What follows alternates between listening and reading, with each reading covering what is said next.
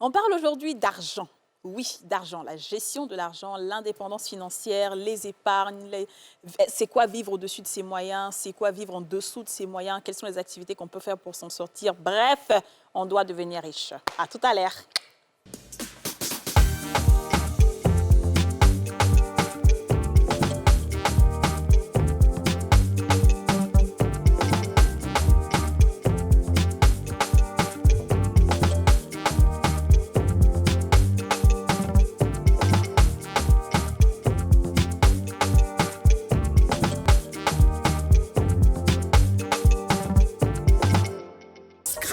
La chance, ça se gratte. Le Nassi, on a tous une bonne raison de jouer.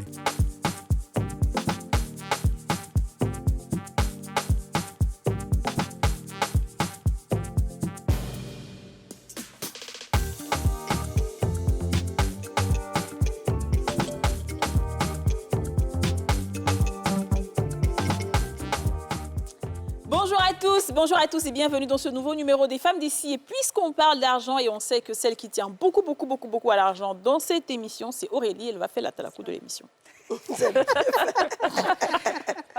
L'émission autorisée, l'émission en question, l'émission qui te permet de gagner beaucoup d'argent, l'émission qui t'aide à te faire comprendre, en tout cas, qu'est-ce que l'éducation financière, l'émission, quand tu es moisi, tu deviens riche.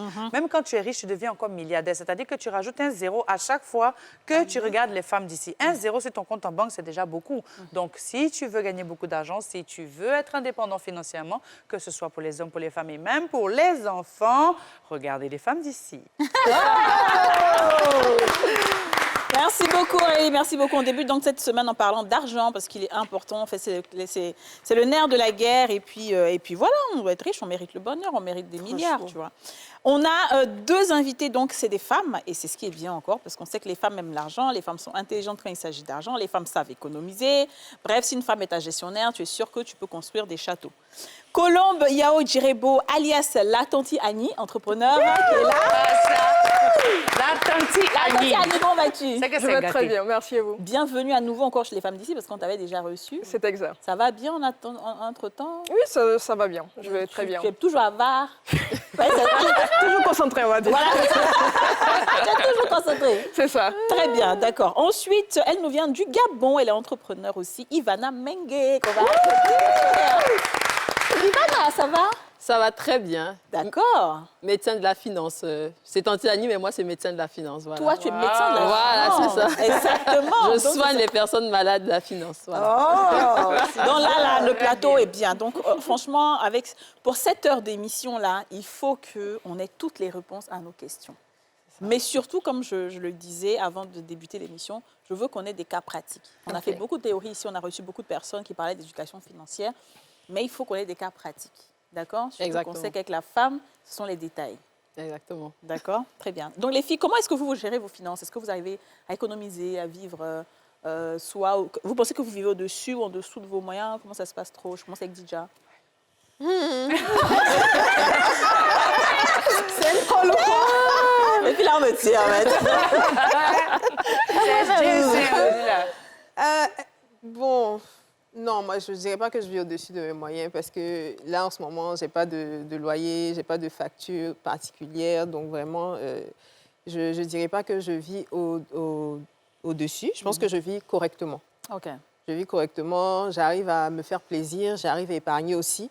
Parce qu'il faut quand même avoir une balance. Moi, je ne suis pas pour se focus sur épargner au point de s'oublier, de ne plus vivre. Donc, un peu de vivez. Un peu d'épargne. Beaucoup d'épargne, non, beaucoup d'épargne, un peu de vivez, tu vois. J'ai vraiment réduit mes dépenses. Vraiment beaucoup réduit mes dépenses. Ça, franchement, moi-même, des fois, je me dis, yeah! Mais c'est bien. J'ai vraiment reçu tout le shopping et tout. À un moment, c'était compulsif, en fait. Il fallait à chaque fois que j'achète un nouveau truc. L'argent, j'arrivais pas à retenir. Et puis, un jour, je me suis dit, mais en fait, tout ça, là, tu vas porter, ça va se déchirer, en fait. ça finit, ça ne te sert pas finalement à grand-chose.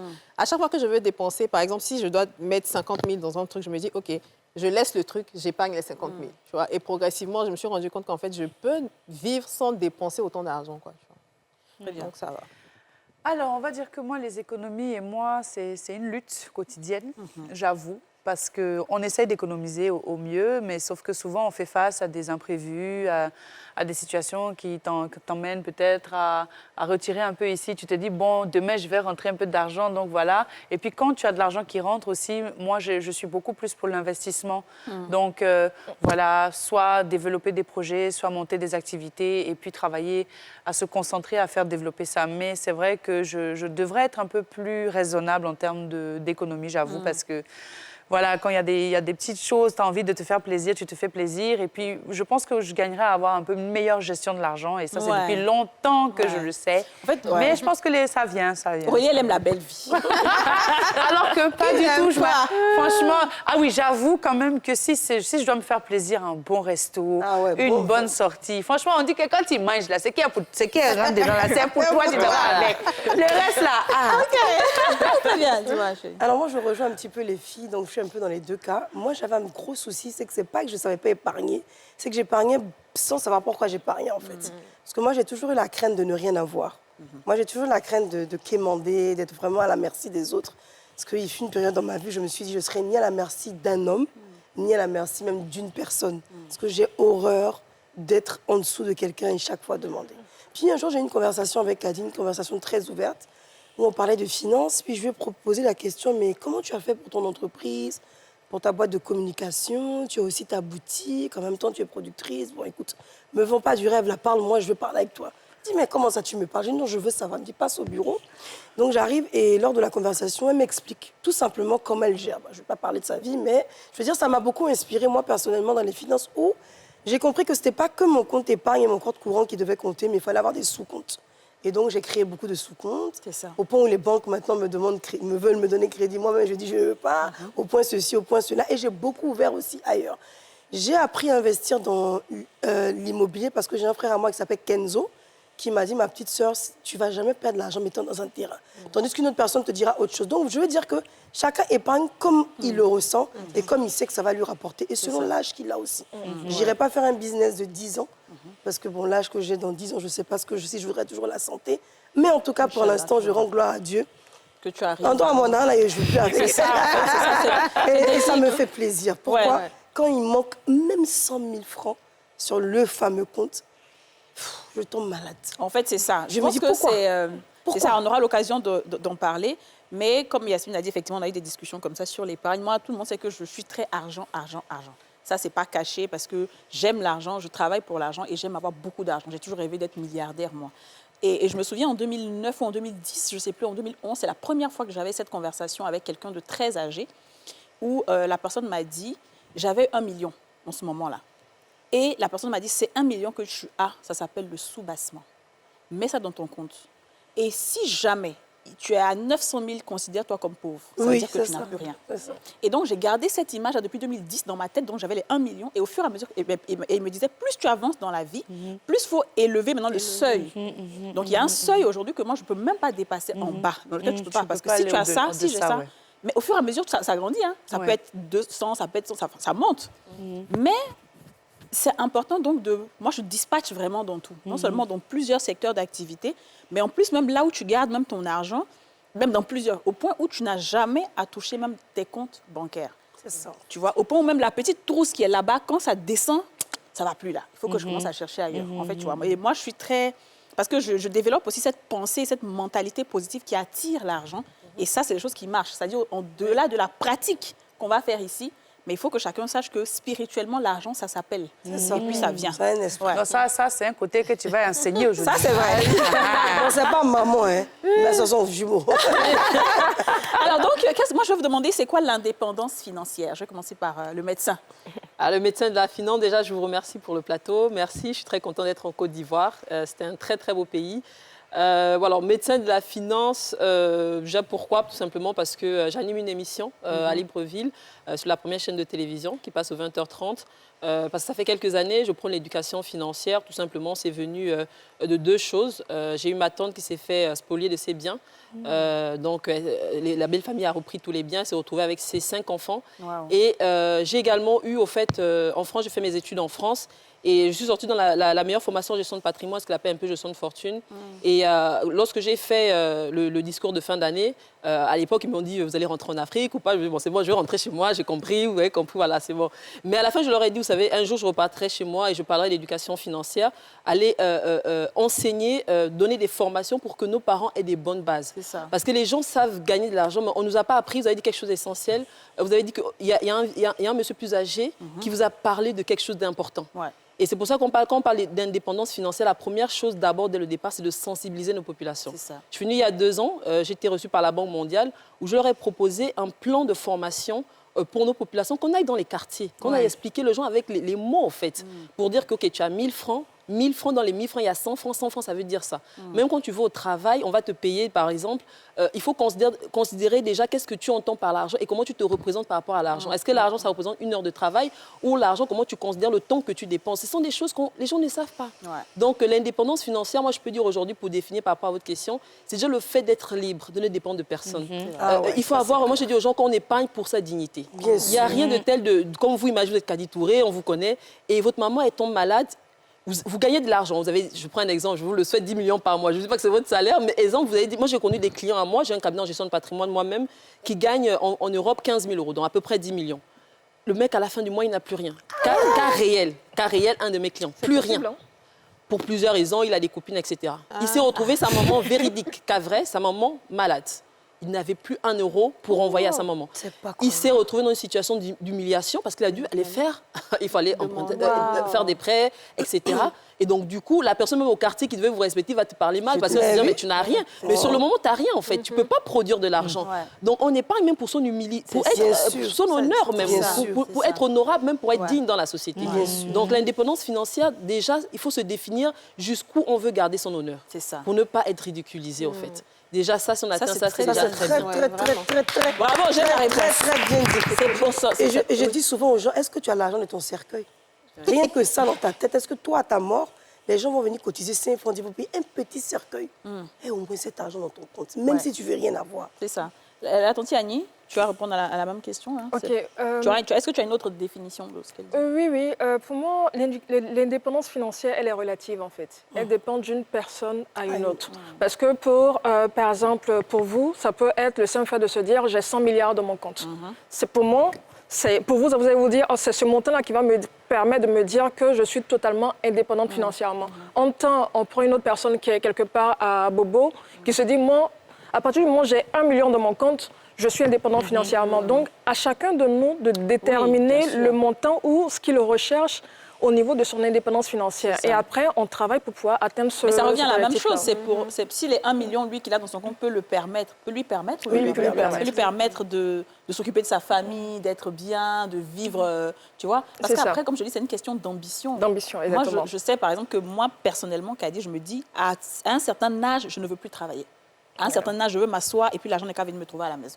Parce que, en fait, c'est ça, chacun a ses ambitions. Il y a d'autres qui veulent pouvoir travailler toute leur vie. Il faut pouvoir travailler dessus et se dire, moi, voici ce que je veux atteindre. Voilà. Il y a beaucoup de personnes qui ne sont pas capables de se dire, voici exactement dans quoi je veux partir. On va demander à de nombreux jeunes Ivoiriens aujourd'hui, qu'est-ce que tu veux réaliser dans 5 ans? Ils ne peuvent pas répondre. Parce qu'ils travaillent juste pour travailler, pour se faire plaisir, mais on ne sait pas réellement ce qu'on veut atteindre à court terme, à moyen terme ou à long terme. Donc il faut qu'on commence beaucoup plus à se projeter dans l'avenir pour pouvoir déterminer ce qu'on voudrait avoir dans notre compte, ce qu'on voudrait atteindre, quelles sont les réalisations qu'on veut avoir pour pouvoir se dire, là, je suis satisfait, j'ai atteint un niveau qui me permet d'être bien. C'est ça. En tout cas, et le problème, c'est qu'on ne nous enseigne pas ça à l'école. C'est ça. Malheureusement. On apprend 2 + 2 font 4, racine carrée de machin, mais on ne dit pas que pour avoir 1000 francs, que quand ton papa te donne 1000 francs pour aller à l'école, bah, tu peux très bien garder 100 francs pour faire ça. Et c'est dommage. Exactement. Et c'est pour ça que cette émission est là, justement, pour qu'on puisse apprendre aux gens. Oui, Yasmine. Alors, je vais vous demander quelque chose. Peut-être c'est un peu tôt, la question, on me le dira. Comment épargner de l'argent? Par exemple, quelqu'un qui a un salaire, je dis un tout au hasard, 350 000. Comment est-ce qu'il épargne son argent et quelles sont ses dépenses, son loyer, ce qu'il devrait payer comme loyer, qu'est-ce qu'il devrait faire, qu'est-ce qu'il devrait éviter? Alors, pour répondre à ça de manière très claire, déjà, la première chose, moi je dis médecin, parce que moi je prends un diagnostic des gens. Moi, je peux gérer du plus riche, j'ai géré des clients très très riches en France, et des personnes lambda, monsieur, madame, tout le monde. Donc déjà, quand on reçoit des personnes, c'est déjà de faire un diagnostic, comme un peu à l'hôpital. Tu comprends? Parce qu'il y a des gens qui, foncièrement, ils aiment la fête. Tu ne vas pas changer ça. Ils aiment la fête. Ils aiment la fête, ils aiment dépenser. Donc ça, en fait, moi, j'ai compris avec le temps qu'on ne peut pas demander à tout le monde d'être comme nous. Oui. C'est-à-dire d'être comme vous, avec une certaine rectitude. Mais on peut quand même amener ces personnes-là à avoir une certaine sagesse, un équilibre. Donc, on ne peut pas casser un arbre qui est déjà... Il faut prendre du temps, en fait. C'est clair. Donc, moi, quand je fais avec des clients, c'est que je prends le diagnostic. J'essaie de comprendre déjà la psychologie de la personne, son enfance. C'est même quelque chose... C'est comme de la psychologie, au fait, avec mes clients. J'essaie déjà de comprendre la famille, ce qu'on appelle les 4 P, la famille, les projets, etc. Quand je comprends la psychologie de la personne, je prends un autre rendez-vous et j'essaie de lui dire, OK, par rapport à ce que je vois de vous, je pense qu'on peut commencer par là. Je prends un exemple comme Madame Kadi Touré. Je pense qu'on ne va pas commencer le même diagnostic comme une autre personne dès le départ. Donc, pour les 350, pour venir à la question, il y a une méthode générale qu'on appelle la méthode 50-30-20. 50%, ça veut dire quoi? Vous prenez 350 000 divisé par 2, ça fait 175, je ne sais plus. Oui, c'est ça. 175 000, normalement, dans les 175 000, ça ne doit pas dépasser le loyer, les dépenses fixes. Loyer, nourriture, école, etc. Donc, tout ce qui est fixe, ça ne doit pas dépasser la moitié. 30% pour les dépenses variables. L'enfant est tombé malade, on connaît tous, on va cotiser au décès des tels, les mariages. Ça même, ce n'est même plus variable, c'est même fixe en Afrique. Mais on va laisser dans variable. Donc, on va laisser des 30% de variables. Et 20%, normalement, tout le monde doit au moins faire 20% d'épargne. Donc, ça veut dire quoi? Quand on a 350 000, on ne peut pas prendre une maison à 200 000 francs. Je suis désolée. On est hors jeu dès le départ. Vrai. Donc, si on enseigne ça à des personnes dans des bureaux, dans les 350 000, sache que tu ne peux pas dépasser 50% de tout ça. Même s'il fait pas, ça va, il y a une prise de conscience. Donc, la méthode 50-30-20, c'est une méthode générale qu'on fait avec des clients.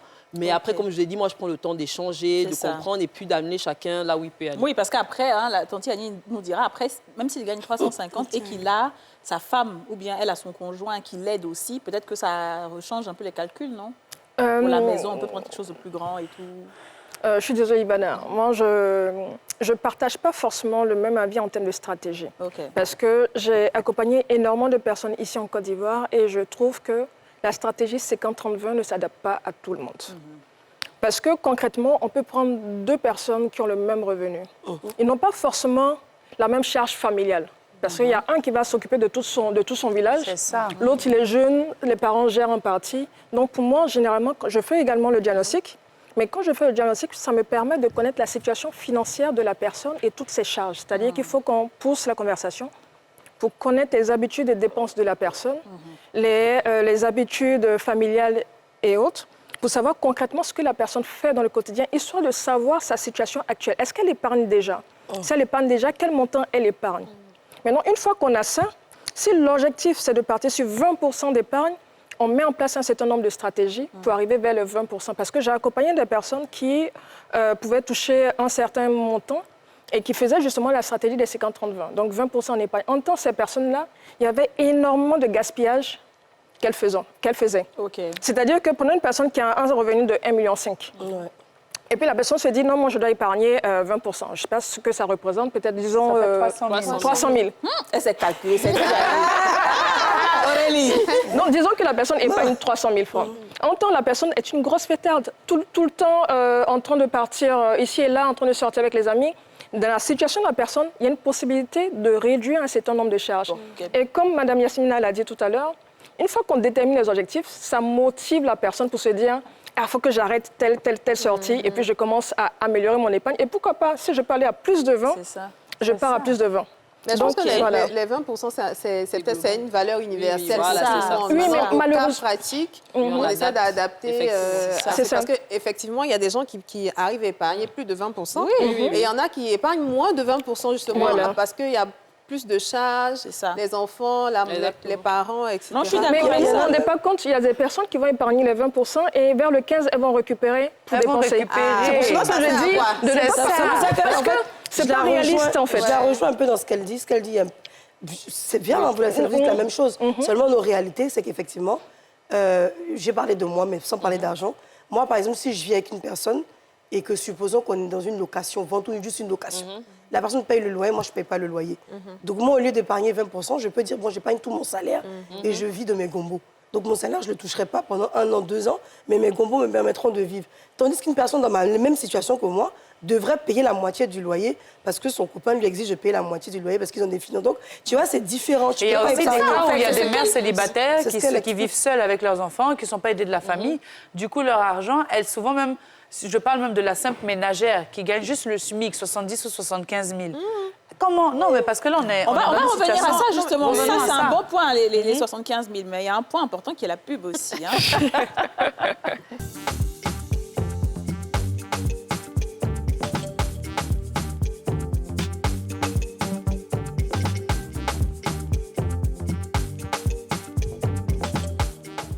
De retour sur le plateau des femmes d'ici avec Colombe Djirebo, la tante Yanni, et Ivan Amengue, le médecin des finances.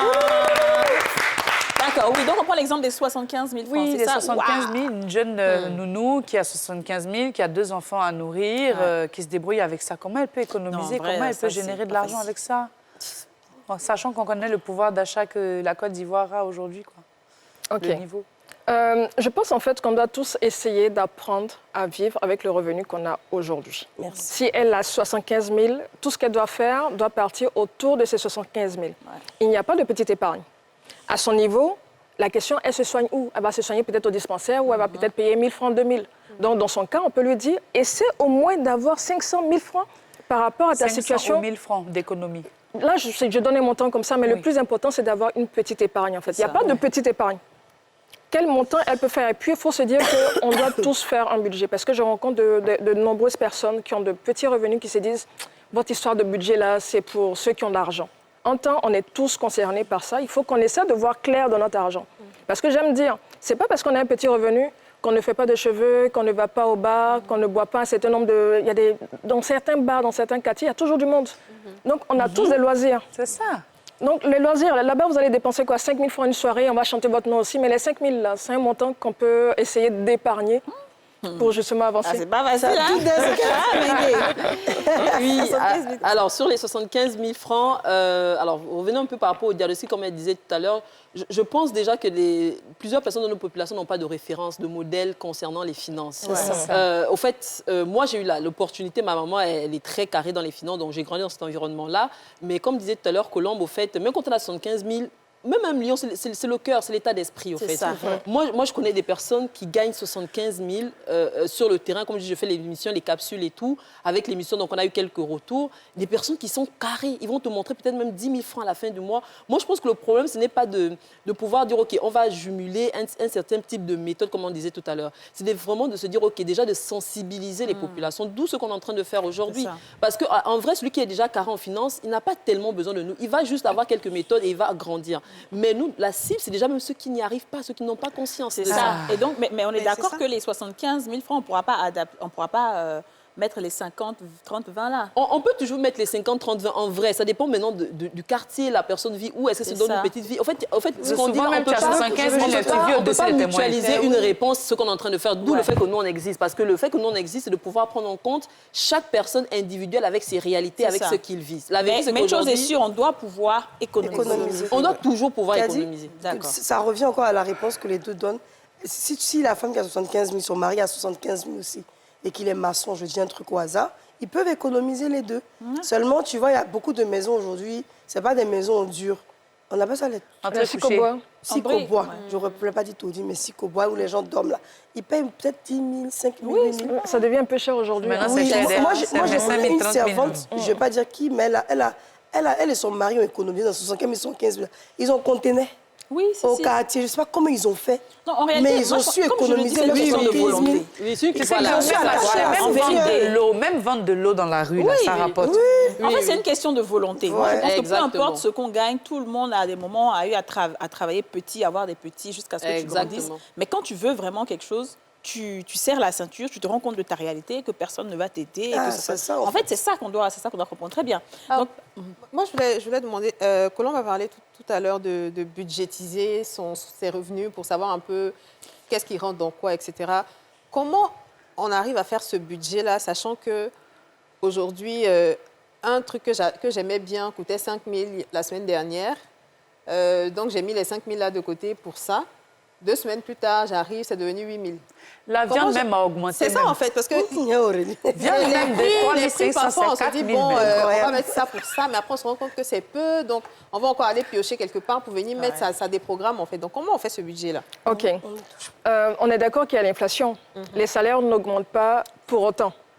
En tant que femme, hein, quand je prends la question de la popote, nous sommes des magiciennes. Peu importe le montant qu'on a dans notre main, on est capable de faire des miracles à la maison. C'est-à-dire que normalement, on sait que le budget de la maison, c'est peut-être 100 000, c'est peut-être 150 000.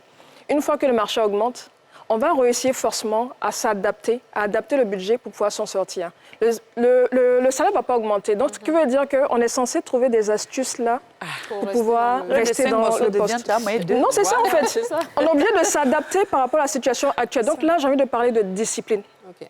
De discipline, parce que si on ne se discipline pas et on n'essaie pas de se dire, OK, on est obligé de supporter le coût de la vie actuelle, ça va être hyper compliqué pour nous parce qu'on ne pourra pas épargner. C'est notre épargne qui va partir à chaque fois.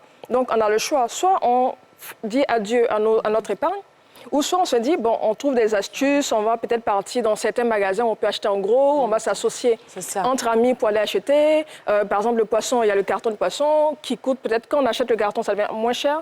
S'associer entre 2, 3 copines au quartier ou à l'entreprise pour aller acheter, puis après, on partage. Il faut trouver des astuces, en fait. Mais d'accord, mais de façon générale, comment se fait un budget? Est-ce qu'il y a une règle pour faire un budget? OK. À ce niveau-là, pour moi, déjà, je dis ce que les gens font par défaut. Quand quelqu'un fait son budget, il réfléchit systématiquement à tout ce qui est charge fixe. C'est-à-dire qu'on va se dire, non, il y a le loyer, il y a la popote, il y a les enfants. Tout ça, on connaît. Et puis, on reste sur ses pieds, on se dit, le reste, là, on va prendre pour gérer ce qu'il y a à faire. En même temps, c'est le reste, là, qui nous coule. C'est-à-dire que quand on fait un budget, il faut déterminer tout ce qui est charge fixe et obligatoire. Donc, dans charge fixe et obligatoire, c'est ce qu'on connaît déjà. Mais après, à côté de cela, on a tout ce qu'il y a comme charge variable et personnelle. Le shopping, quel montant tu détermines dans ton shopping par mois? Non, mais réellement. C'est mieux, on ne fait pas shopping. En tout cas, le shopping, c'est un problème. Tu vas arriver tu dis que tu as un budget de 20 000 francs. Moi, si j'ai un véritable problème. C'est pire. Avec l'argent, c'est pire même. Si moi j'ai un véritable problème dans tout ce qu'on est en train de dire là, c'est budgétisation des choses. Moi, je ne peux pas budgétiser. Mais c'est obligatoire, par contre. Moi, c'est pas budgétisé. Mais tu sais, tous les jours, j'ai dit, je vais Par faire contre, tableau. une des solutions pour des personnes qui ne peuvent pas budgétiser, et ça marche plus ou moins pour certaines personnes, c'est ce qui se passe déjà un peu en Europe, mais qu'aujourd'hui on peut déjà bien adapter, c'est le fait de pouvoir en fait agencer des choses qui passent automatiquement en fait. Vous voyez, par exemple, il y a des gens au fait qui n'arrivent pas à budgétiser, mais ils arrivent à faire des prélèvements automatiques. C'est-à-dire qu'il ne va plus au fait avoir cette charge de dire, c'est moi qui vais enlever de mon enveloppe pour aller donner. Moi, je prends un exemple, la tontine. La tontine, c'est quelque chose d'automatique. Même s'il n'y a pas un compte de prélèvement, on t'enlève de l'argent. Mais pourquoi on fait la tontine en Afrique? Parce que quelque part, on a une obligation de donner sa part, en fait. C'est pour ça que la tontine marche. Parce que finalement, les gens, on a tous le même problème. En vrai, la tontine, il n'y a pas d'intérêt. Pourquoi on va le donner à quelqu'un qui va attendre 10 mois et récupérer son argent? Pourquoi ça marche? C'est parce qu'au fait, les gens, quelque part, ça permet de pouvoir donner. Et ça, une obligation de pouvoir donner sa participation. Au moins, ça évite de finir prendre, enlever, de prendre, enlever. Donc, quand on a un problème de budgétiser, voilà, tu gardes quelque part, au fait. Et la tontine, moi, ça se fait déjà au Sénégal. Ils ont déjà des systèmes où, comme pardon, je peux donner des publicités, des trucs qu'on enlève de l'argent un peu en monnaie là. C'est-à-dire que vous mettez à 10. Les mobile money. Voilà, vous mettez à 10. Au fait, c'est directement l'entreprise qui vous prélève dans vos différents comptes. Il y a une assurance qui est prévue. Quelqu'un décède, au moins, on ne va pas aller tuer les parents de quelqu'un quand il est mort. Voilà. Donc, et derrière, au fait, la tontine est devenue comme un moyen d'investir. Donc, il faut rattacher chaque besoin à un projet et que chaque projet, au fait, a un budget qui doit être enlevé automatiquement. Ça, c'est possible. Non, mais vous savez, c'est valable. Pardon, excusez-moi, mais vous savez, quand vous allez dans un magasin, là, les magasins même là, ils ont créé un système de psychologie, de manipulation, de mental, qui fait que quand tu arrives, normalement, tu vas vers la tenue qui te plaît. Mais quand tu tournes ton œil à droite, là, il y a un truc, et puis vous savez comment ils sont forts. Au lieu de mettre les 5 000 francs, 6 000 francs, non, 4 999. Donc, dans ton esprit, c'est pas cher. Tu penses ici, tu dis non, juste un peu. Mais à la fin, ton budget de 20 000, tu te retrouves à 75 000. Puis tu es devant les gens, tu as honte. Tu peux pas dire que tu vas enlever, il y a la queue. Tu vas payer. Tu vas prendre là. Oui, je voulais rajouter quelque chose par rapport à l'automatisation. J'ai fait mes études aussi en France. Je suis rentrée à Abidjan, donc j'ai les deux cultures. En France, c'est simple parce que en France, je n'utilisais jamais de cash en fait. Tout se payait par carte, les prélèvements, les factures passaient. En Côte d'Ivoire, ici, notre habitude, on a reçu le salaire, on va récupérer.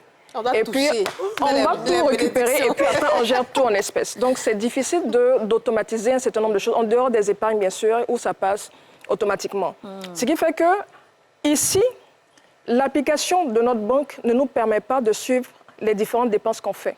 En tant, par exemple, ma banque en France, toutes les dépenses que je fais, ma banque en France me permet d'avoir un budget de mon application qui me permet de savoir, OK, alimentation, j'ai dépensé telle chose parce que ça catégorise automatiquement. Oui, en tout cas, moi, j'ai l'application. Mais ici, je pense qu'il y en a, ma non? banque me fait ça. Oui, non, votre banque ne vous fait pas intégralement parce que vous faites beaucoup de dépenses. C'est pas automatique, vous faites beaucoup de dépenses. Moi, j'ai le banking online, hein.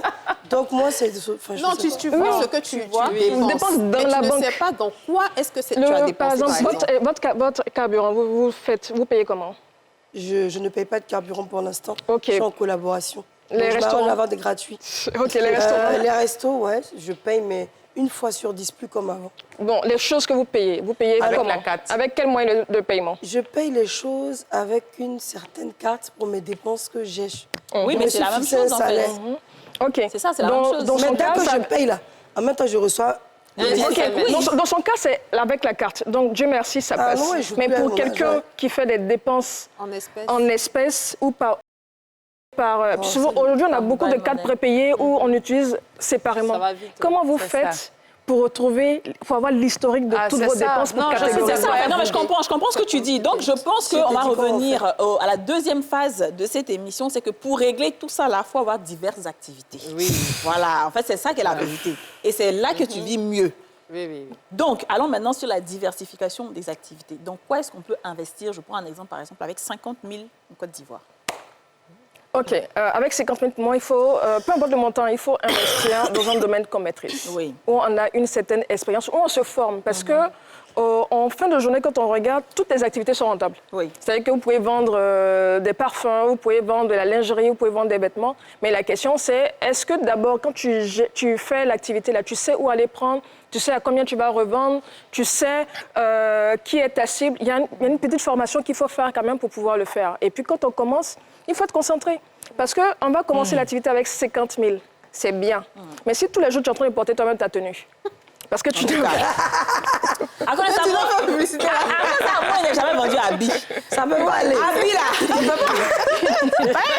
C'est comme moi, Abi, chaussures, non. J'ai trouvé le meilleur, la meilleure, c'est-à-dire le meilleur point de perruque moins cher. Et puis qualité. Je suis partie payer. Il dit, il y a 20. Quand je paye, là, je donne au salon de coiffure.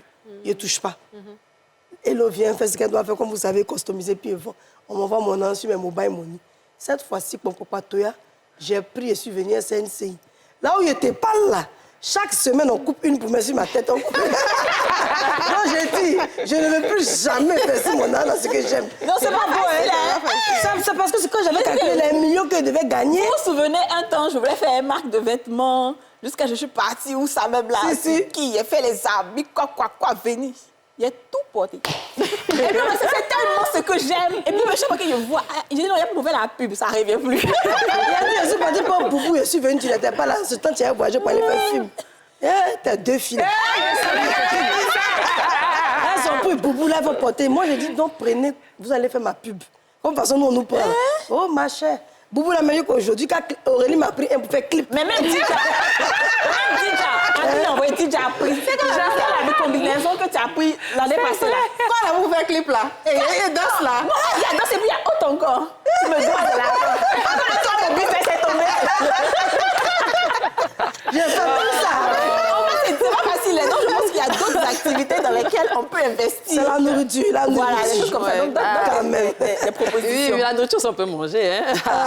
Tu vas aller manger au On moins. va exagérer quand même. Non, en fait, dans les activités, je reviens déjà à ce que Colombe disait tout à l'heure, c'est qu'au fait, il faut vraiment déjà maîtriser ce qu'on sait faire. Moi, je prends un exemple, on était dans une tournée africaine, on faisait des formations comme ça.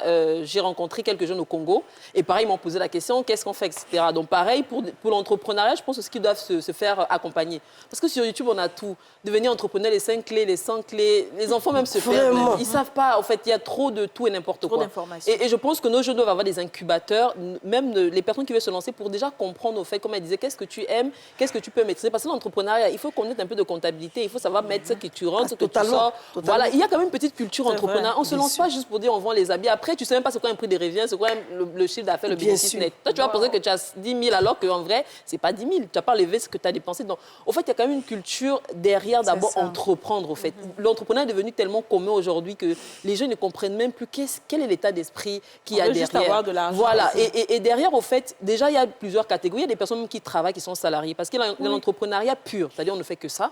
Il y a l'entrepreneuriat, en fait, des personnes qui ont déjà un travail, un CDI quelque part, etc. Ces personnes-là n'ont même pas besoin d'investir 50 000. Ces personnes, comment elles peuvent investir? Moi, j'ai déjà fait ça lors d'une formation, de leur dire, OK, vous avez des passions, des choses que vous aimez faire à côté. Il y en a qui savent vraiment tresser, mais ils travaillent peut-être dans la communication. Moi, je leur ai dit des quelques livres que j'ai lus, parce que aussi le problème, c'est que les Africains, on ne sait pas lire, on n'aime pas lire. On n'aime pas, ouais. Voilà, les quelques livres que j'ai lus sur l'entrepreneuriat et même sur la culture juive, c'est qu'ils expliquent que quand ils grandissent, les Juifs, on leur apprend à avoir un deuxième boulot. Un Juif, quand il n'a pas un deuxième boulot, il te demande, en fait, tu es dans quelle planète?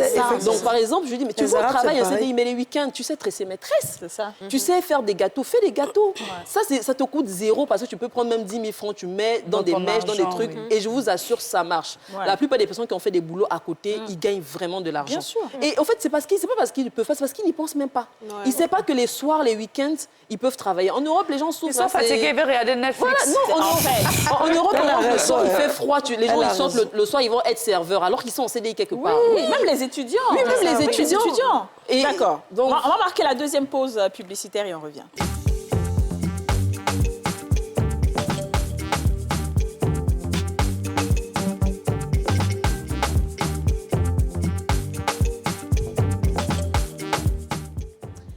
Ivana Mangué et Colombe Yao Jirebo sont avec nous. Waouh, c'est chic, hein, le causerie là.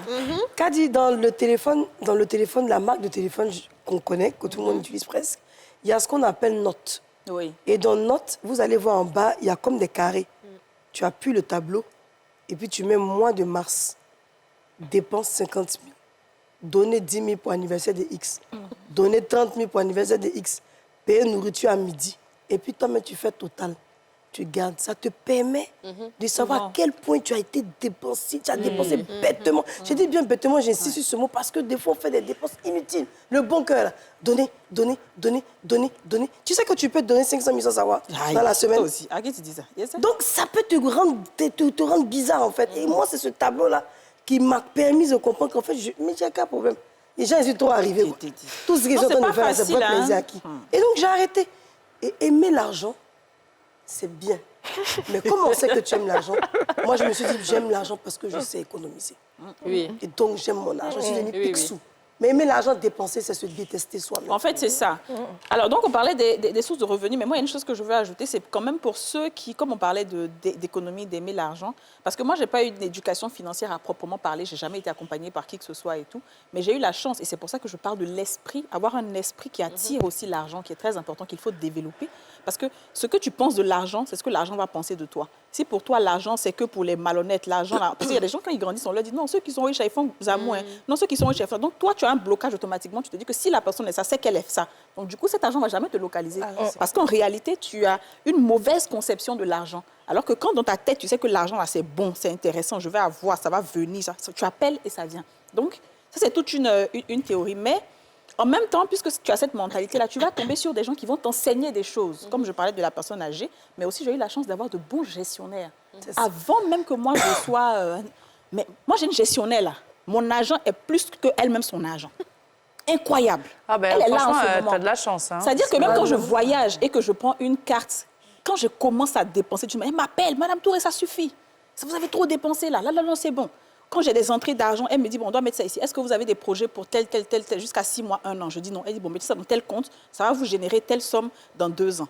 Donc, faites ça ici. En fait, c'est parce que elle travaille à la banque, tu vois, et elle a vraiment eu... Donc, il faut vraiment, moi, j'encourage, en fait, ceux qui font des formations. Donc, si tu n'as pas de formation, tu as un bon gestionnaire qui te coach. Il ne va pas voler ton argent. Est-ce que l'idéal ne serait pas aussi d'avoir des formations en gestion? Parce oui, que moi, je pense que c'est possible. Tous les banquiers ne sont pas des gens, tu vois, qui t'appellent, qui vont te donner des PD et tout, tu vois. Tu as peut-être un lien un peu... C'est ça, peut-être. Mais même les gars, ils font son travail. de base, en fait. Eux, ils t'appellent juste pour te demander, la plupart, ils t'appellent juste pour te demander si tu as... Ce sont des commerciaux, en fait. En fait, de base, ils sont là pour te faire rentrer de l'argent, mais pas pour te... Bon, moi, j'étais... Moi, je peux répondre, si vous me permettez. Oui, allez-y. Quand tu n'as pas beaucoup d'argent sur ton compte, et beaucoup, je ne vais pas dire la somme, il y a une somme, peut-être ça peut être 10, ça peut être 20 millions, je dis ça au hasard, ou ça est là, ça ne bouge pas depuis, ton gestionnaire va s'occuper de ton argent. Mais quand on n'en est pas beaucoup, le gestionnaire, moi c'est ce que j'ai remarqué, il n'a pas d'intérêt. Mais il y a une certaine somme qui fait que le gestionnaire commence à voir que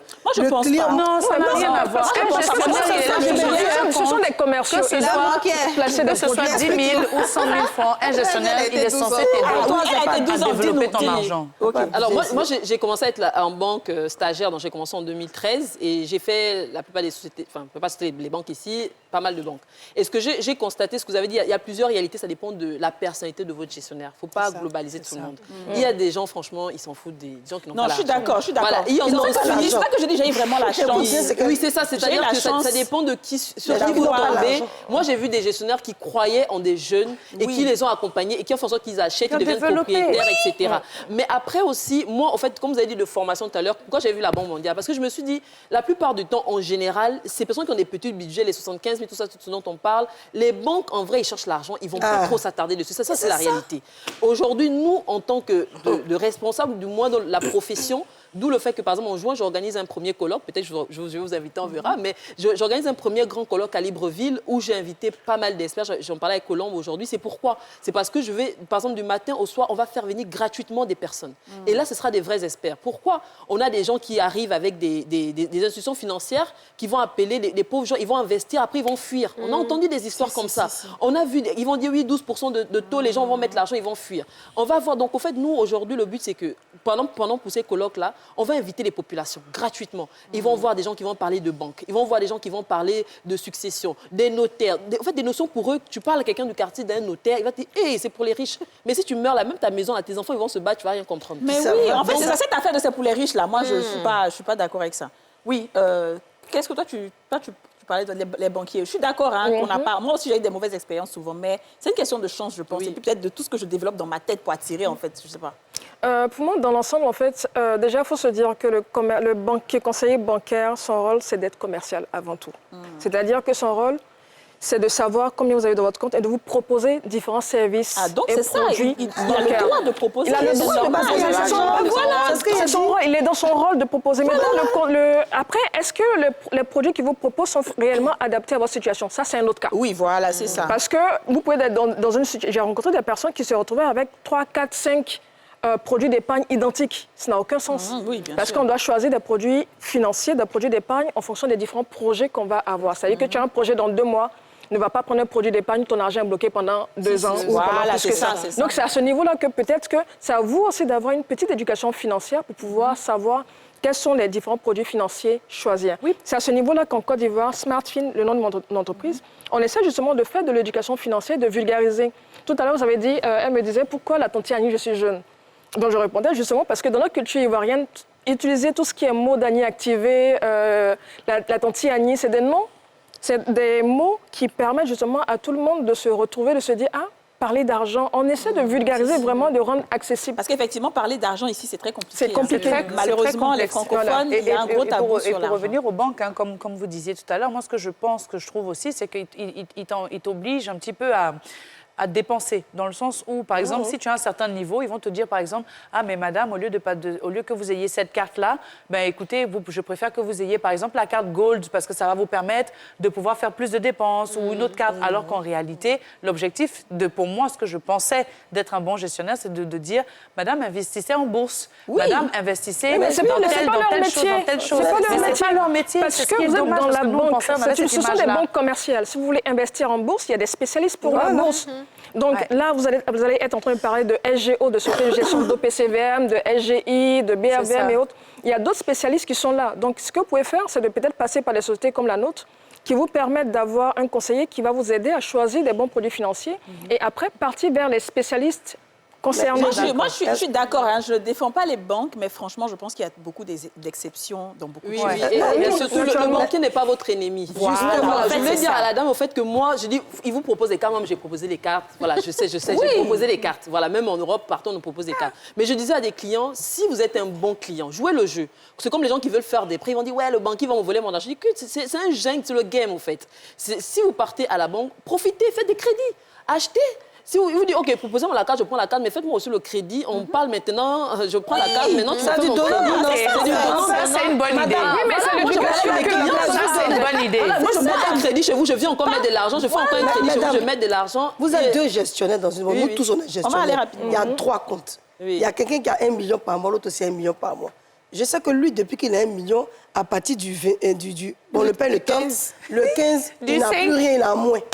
Je sais que l'autre, il a 1 million, il arrive à les garder pendant 1 an, 2 ans. Et même s'il a moindre, il a moins 500, 600. Il a une balance assez correcte. En termes de crédit, j'ai préféré donner à celui-là. Non, hein. Ou bien Non, parce que celui même qui dépense, c'est bon. Parce que celui qui dépense, on a la marge même de rapidement de pouvoir le gérer et qui prenne un crédit. Parce que l'argent, il dépense déjà. Donc, au fait, si tu rentres dans un projet, c'est plus facile. Celui qui a déjà mis l'argent de côté, là. Et puis, lui, il allait mettre l'argent dans ça reste dans son compte. Voilà, c'est pour courant, dire qu'il n'y a aucun profit de moins que l'autre. Le bon commercial, c'est qu'il va trouver l'intérêt du client et il va amener le client à trouver un intérêt et tout le monde gagne. C'est ça. Mais je pense que tu peux pas juste aussi aller à la banque, tu vas déposer ton argent et puis tu sors. Ça dit souvent, il faut t'asseoir. faut discuter Et puis, il faut discuter avec la personne. Mais vous-même éduquez-vous, en fait. Voilà, non, je La suis banque va d'accord. faire son rôle. La banque, c'est vrai que les gens ont peur des banques en Côte d'Ivoire, mais j'ai envie de leur dire, ayez confiance en votre banque. Mais à côté de ce que la banque va faire, vous-même éduquez-vous pour pouvoir poser des bonnes questions aussi aux banquiers. Parce que si vous ne savez pas quelles sont les questions posées, vous voulez un crédit bancaire, vous ne savez même pas comment les crédits fonctionnent. Ouais. Ce n'est pas forcément la faute aux banques. Dieu merci, on a des banques en Côte d'Ivoire qui commencent de plus en plus à faire de l'éducation financière. Ils font justement de l'éducation financière leur cheval, leur cheval de bataille. Leur cheval de bataille, Leur en cheval fait. de bataille. Très Donc, bien. à nous aussi de pouvoir se dire, on va s'intéresser à la thématique parce que c'est dans notre intérêt, il faut qu'on apprenne pour pouvoir devenir riche. Est-ce qu'on a des secteurs d'activité que vous allez recommander? C'est vrai que vous avez dit, en fonction des sommes qu'on peut avoir, on doit investir dans ce qu'on aime et tout ça, mais est-ce qu'il y a des secteurs d'activité qu'on peut recommander parce que sur le long terme, ce sont des secteurs qui seront toujours bons? On ne va jamais tomber si on est là-bas. Ah, ça. Manger, ça c'est sûr. Quelque chose qui se passe dans ta vie, tu vas manger. Poulet. Mange la nourriture, moi. Poulet comment? Aïe. Le secteur d'activité, élevage de poulet. Élevage. Poulet. Son braisé, son fumé. Non, mais l'élevage de poulet, c'est difficile. C'est difficile, mais ça Des fois, ils meurent tous, les poussées là. tout ça. oui, mais il faut Pour ceux qui celui-là. n'ont pas de, en fait, pour ceux qui ont C'est des le risque. moyens un petit peu, moi je leur dis l'immobilier, c'est la base. C'est la base. L'immobilier aujourd'hui en Afrique, je vous montre parce que je suis en train de travailler avec un partenaire, ça va flamber. Je vous donne, C'est vrai. il faut acheter les terrains, même si c'est loin quelque part en Côte d'Ivoire, acheter les terrains au Mais maximum. quand tu dis en Afrique, tu veux dire seulement en Côte d'Ivoire ou dans toute l'Afrique? Non, dans toute l'Afrique, il y a une inflation des terres qui est Dans tous les vraiment- pays? Enfin, moi, je connais pas, je suis plus francophone. Oui, vous voyez, je connais la parce que- Côte d'Ivoire, je connais pas les autres, mais de ceux que je sais, parce que j'ai fait En Côte à peu d'Ivoire près 16 seulement. voyages dans pas mal de pays en Afrique, de ce que j'ai constaté sur le terrain, c'est qu'au fait, dans les capitales, il y a une flambée terrible des terrains. Abidjan, Au Gabon, même Dakar. aujourd'hui, on a des terrains à 100 millions, ce qui, il n'y a même Oui. pas 5 ans, on ne pouvait pas trouver. Donc, ça veut dire que ceux qui ont les moyens investissent dans l'immobilier, il y a des promoteurs qui arrivent en Europe même. C'est-à-dire que bientôt, vous allez avoir comme en Europe des appartements un peu partout. Donc, si vous avez de l'argent, investissez dans l'immobilier, achetez des appartements, faites des Airbnb, tout ce qu'on sait là, faites-le. Maintenant, ceux qui n'ont pas les moyens, par exemple, moi, je leur dis, ne commencez pas un investissement même avec 1 euro. Commencez même dans le nettoyage. Le nettoyage, c'est un secteur qui rapporte toujours. Ah oui, Ouais. c'est vrai. Le nettoyage, il faut juste le savoir, etc. Par exemple, il y a C'est des cuisines. pièce Moi, j'ai savon. pris, c'est un business que j'ai lancé avec une amie. J'ai proposé il y a 2 ans en Côte d'Ivoire. Je lui ai dit, écoute, je rentre dans des cuisines en Afrique qui sont toujours, excusez-moi, souvent très sales. L'huile, etc. Je dis, mais est-ce que je lui ai posé une question, je lui ai dit, est-ce que si je lance un ami l'été ici en Côte d'Ivoire, s'il vient nettoyer ta cuisine, est-ce que tu es prête à lui donner de l'argent, vraiment le vrai nettoyage? Elle m'a dit oui. Parce qu'en vrai, je nettoie, mais... Et donc, je lui ai dit ça, je lui ai dit, écoute, lance-toi dans le nettoyage. Parce qu'il faisait dans le nettoyage. Je lui ai dit, lance-toi, propose, tu cognes dans des maisons, des villas, tu dis, je propose un nettoyage de cuisine. Ouais. Les cuisines sont sales. Tu es sûr que même sur 100 léons, tu ne vas pas avoir de contrat. Ouais, je suis Là, tu n'as pas besoin d'investir grand-chose. Tu peux être dans le repassage, tu peux être dans le fait de laver les habits. Donc, il y a des business qu'on a lancés avec des jeunes avec zéro. Vraiment, quand Ok. je dis zéro, c'est quoi? Au trop 5 000 francs. C'est ça. Donc, Je pense qu'il y a d'autres peut-être qui se disent que c'est pas très valorisant. Mais ou je sais pas, moi, ça, c'est leur problème. En fait, c'est ça. C'est ce qui fait qu'il y a pour d'autres prix ici, Tu as le normalement. terrain de 2 millions, 3 millions sur les routes là. On minimise. Si tu as tous les papiers, tu payes, tu gardes. Je te donne 1 an, 2 ans, 3 ans, ça monte. Moi, je connais quelqu'un qui a pris des terrains à Bassam. Mais il avait pris à l'époque même pas 5 millions. Aujourd'hui, on lui propose 200 millions, il refuse. Non, c'est comme Et ça. il dit, mais vieux Juste père, pour une faut stat, pour vous aider, les hommes les plus riches encore. au monde, la plupart, entre 40 et 50% de leur patrimoine, c'est l'immobilier. C'est ça. Est-ce qu'on savait que les... Kenzo qui m'a dit C'est ce que je disais. Est-ce qu'on Ouais, savait je que vais les pas deux faire plateaux, de à l'époque, dans les années 90, le 1000 mètres carrés coûtait 8 millions dans les années 90, aux deux plateaux rue Desjardins. Aujourd'hui, on sait ce que c'est, 500 000 le mètre carré. oui. Donc, il faut surtout la jeunesse d'aujourd'hui de ne pas se concentrer sur des zones qui sont déjà développées, mais celles qui sont autour. Tous les environnements sont bons, Anyama, Bergerville et tout ça. Même si vous achetez 100 terrains, il faut acheter. Et j'en ferai bien. Et d'autres secteurs d'activité Moi, déjà, je veux dire en fait que quand on veut investir, il y a une question qu'il faut se poser, c'est quoi l'horizon d'investissement? Donc, combien de temps on veut que notre investissement soit rentable ou soit intéressant pour nous? Parce que tout le monde ne peut pas aller sur des investissements immobiliers. L'immobilier est rentable sur du long terme. Ce qui fait que beaucoup de personnes vont dire non, mais il ne faut pas partir sur l'immobilier. Non, l'immobilier est intéressant pour tout le monde. Tu veux investir et faire en sorte que tu puisses avoir du cash dans le quotidien, il faut choisir des secteurs où tu vas partir qui vont te permettre d'avoir du cash immédiatement. Donc là, dans le commerce. Je vais dire dans le commerce, la restauration, tout ce qui est transactionnel. Vous savez que j'ai fait le service aujourd'hui, comme elle a dit, le nettoyage, j'ai vendu une perruque, j'ai vendu des chaussures. Le service, par exemple, on peut vendre ses compétences. C'est ça. Madame disait, elle est MC. Monsieur MC. Donc, ce sont ses compétences. Ça lui permet d'avoir des entrées d'argent. Tu es informaticien, propose tes services en tant que freelancer. C'est ça. En mode freelance pour pouvoir avoir des entrées d'argent. Tu peux être maître de maison, tu peux être pour faire enseigner des... Moi, je peux dire quelque chose d'investissement. Garba. Les histoires de Garba, ce n'est pas que pour les étrangers. Même l'Ivoirien a le droit de créer son propre Garba. C'est ça. Vous pouvez créer un Garbadrome, comme le Garba Choco. Il suffit d'aller au port, tu prends le poisson-thon, il y a le blanc et il y a l'autre poisson-thon. Elle connaît un peu. Vous pouvez acheter, tu vas à Jacquesville, même à Nono, tu fais avec les 38, tu fais. Si tu as 5 coins de Garba et que tu as 5 millions par mois ou plus, tu investis dans quelque chose. Il y a même Chaque guide fois, tu vas. touristique, je peux vous dire, c'est un métier qui est dans d'autres Même pays. la Guide kiosque, touristique, c'est gratuit. Tu vas à l'aéroport, tu t'habilles bien. Moi, par exemple, je suis arrivée, je ne suis pas ivoirienne, mais j'aurais aimé d'avoir une personne que je peux prendre une journée qui m'amène à Djamé, dans les trucs. Et j'ai des amis là qui sont en ce moment, franchement, si on a cette personne, je pense que beaucoup seront frappés. Tu vas à l'aéroport, les gens arrivent tout le temps. L'aéroport, c'est maintenant, quand vous avez 2 terminaux, tu mets dans tous les pays, on a ça. Je dis guide touristique, si vous voulez une personne par jour qui vous va vous accompagner, visiter la ville. Ça, c'est gratuit. Ça, c'est vrai. Tu poses à l'aéroport, tu vas avoir des clients. Ça, c'est un business. Et il y a ça dans tous les pays. Ça, c'est quand tu peux dire 10 000 à journée, même si tu fais le moins. J'ai dit même 5 000. Tu n'as pas eu 5 000 avant. Et puis, il ne paye pas de transport. Il s'assoit à vous dans la voiture. Et tu manges en plus. Ça, c'est gratuit. C'est gratuit. On ne vend pas à locaux, n'est-ce pas? Ouais, bizarrement, ouais. Bon, si toi, tu crées un mouvement, tu demandes une place autour, tu fais un aloco, tu fais les pieds de mouvement. Ce que tu négliges à pied, un coup, tu fais poulet braisé. Après, de 16 heures, tu fais patate. Mais on laisse pas... J'ai une amie qui a réussi comme ça. Mais tu peux créer un kiosque, tu peux acheter une petite terre là où tu es demandé. Simplement de la loco au coin de la rue. Tu vois, les kiosques, les spaghettis là. C'est pas la dialogue seulement qui ont spaghettis. Il y a beaucoup d'Ivoiriens qui sont propriétaires. Non, moi, je suis d'accord. Moi, je sais en tout cas qu'il y a beaucoup de secteurs dans lesquels on peut se mettre, mais c'est juste que... tout le monde n'a pas envie de faire certains boulots. Je pense que c'est quand tu es un coach sportif, sinon un coach sportif, même tous les enfants à 16 h viennent faire du sport, parce qu'il y a beaucoup d'enfants dans ton cas. Il y a l'argent, hein? Oui, franchement. Bon, en tout cas, je pense qu'on est à la fin de l'émission. C'est déjà fini. Ouais. C'est triste. Ça fait 1 heure. Mais en tout cas, je pense qu'on a appris beaucoup de choses. Et puis, n'hésitons pas à se former. N'hésitons pas à se former. Comme on se forme pour faire un métier, il faut se former aussi avec l'argent.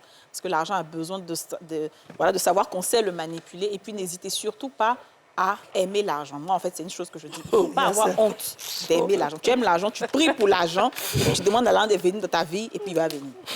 Merci à vous de nous avoir suivis. On se retrouve demain pour un nouveau numéro. Bye bye. Scratch, la chance, ça se gratte. Le Nassi, on a tous une bonne raison de jouer.